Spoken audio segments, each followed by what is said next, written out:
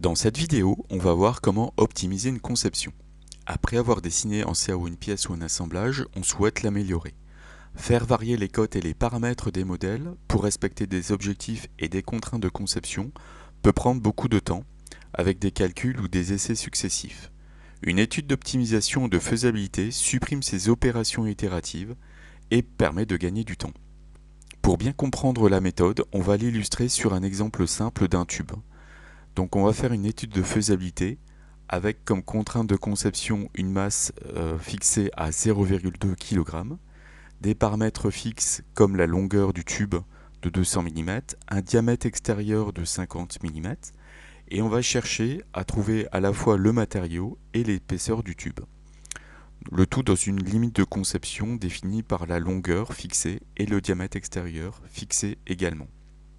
Pour optimiser une conception en résistance des matériaux, en cinématique, en dynamique, en énergétique par exemple, je vous invite à regarder les vidéos correspondantes.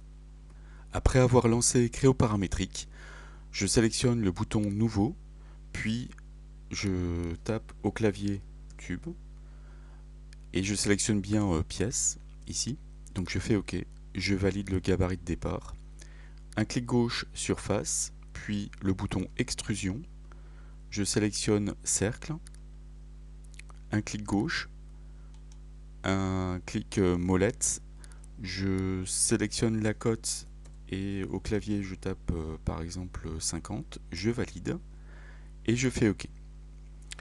Je vais sélectionner par symétrie et je vais mettre une longueur du tube de 200. Je vais ajouter ici une épaisseur, donc on va mettre une valeur arbitraire de 5 et je fais OK.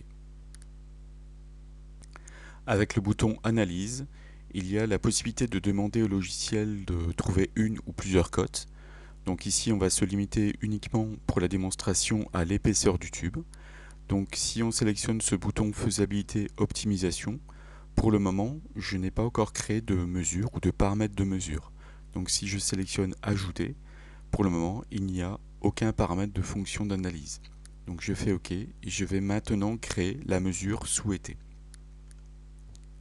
Pour créer une fonction de mesure, je peux le faire soit avec le bouton Mesurer ou Propriété massique. Donc je fais Aperçu, puis je sélectionne Fonction et je mets un nom comme par exemple masse. Je fais OK et je vois apparaître cette fonction masse à gauche dans l'arbre du modèle. Pour garantir un résultat de faisabilité ou d'optimisation, je vous conseille de lancer au préalable une analyse de sensibilité. Avec le bouton Analyse de sensibilité, je vais chercher à tracer l'évolution de la masse en fonction de l'épaisseur du tube. Donc je vais sélectionner dans un premier temps la cote du tube, donc un clic gauche sur le 3D sur la fonction d'extrusion, un clic gauche sur l'épaisseur et je vais choisir une valeur minimale de 2 et une valeur maximale de 8 et je vais choisir le paramètre à tracer, donc la masse. Je fais OK. 10 correspond au nombre de points sur la courbe. Je vais laisser cette valeur de 10. Je fais calculer. On peut remarquer que la courbe est cohérente, donc plus l'épaisseur sur l'axe des abscisses augmente, plus la masse sur l'axe des ordonnées augmente. On peut ici maintenant changer le matériau de la pièce pour voir l'influence par rapport à ce graphique. Au départ, j'ai une masse de 1,1 kg. Donc je vais changer le matériau, donc sous Préparer, Propriétés du modèle, Changer. Je double-clique sur cet alliage d'aluminium, un clic droit, Attribuer. J'ai la flèche qui correspond à la ligne de l'alliage d'aluminium. Je fais OK. Je ferme cette fenêtre et si je régénère, j'ai la masse qui est plus que de 0,38 kg. Je peux maintenant relancer l'analyse de sensibilité, donc en faisant calculer, et je vois que maintenant je peux atteindre l'objectif souhaité de 0,2 kg.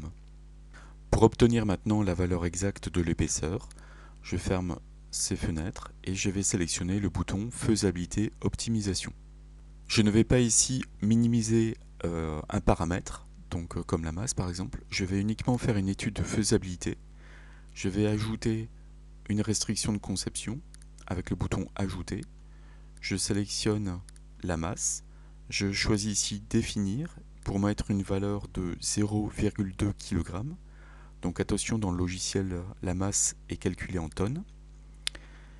Je fais ensuite annuler et avec le bouton ajouter une cote, un clic gauche sur la fonction à l'écran, puis un clic gauche sur la cote et je vais ici donner une valeur de 2 mm au minimum et par rapport à la courbe précédente, je suis sûr d'obtenir un résultat avec un maximum de 3 mm. Je fais ensuite calculer et j'obtiens ici une valeur de 2,453 mm. En faisant fermer, je peux sélectionner le bouton confirmer pour garder la valeur de 2,453 mm. L'étape suivante est de choisir une épaisseur standard, donc en donnant une valeur par exemple de 2,5 mm. En régénérant, on a ce résultat pour la masse en kilogrammes.